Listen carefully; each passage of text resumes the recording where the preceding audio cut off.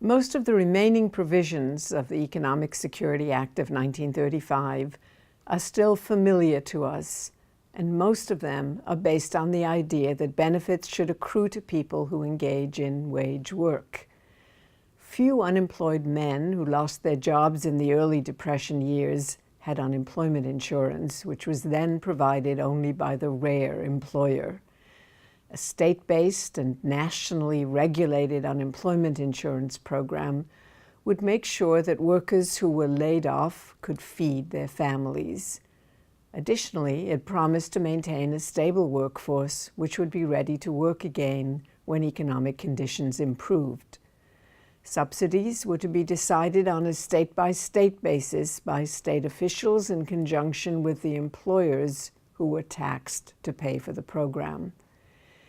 These provisions echoed expectations of women in the labor force and reproduced their disadvantages. Consider unemployment insurance, for example. Employers tended not to hire women for skilled jobs, and women were rarely thought of as responsible for the welfare of families. Unemployment insurance therefore excluded many sectors of the labor force, including domestic service, nonprofit work, and agricultural workers, male and female.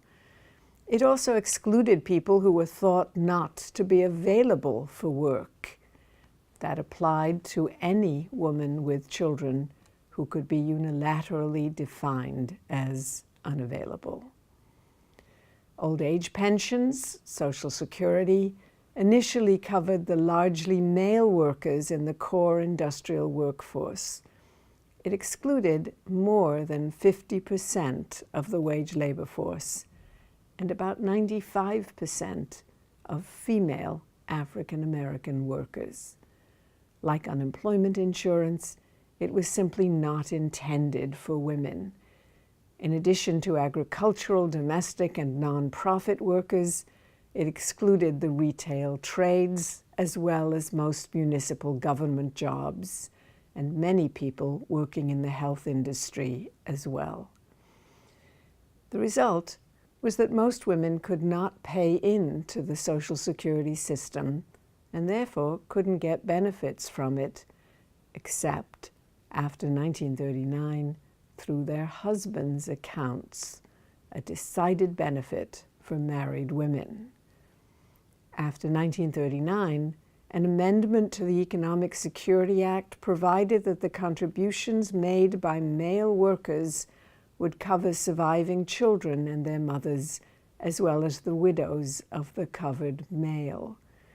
Many widows and orphans who would otherwise have been dependent on the Aid to Dependent Children program moved into the more generous Social Security program, stigmatizing those who remained behind because they did not have and had not had covered husbands to support them.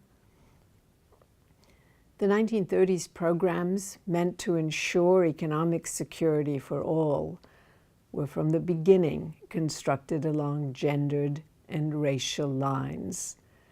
Like the labor policies and preferences, these programs protected and defended those who played socially approved roles.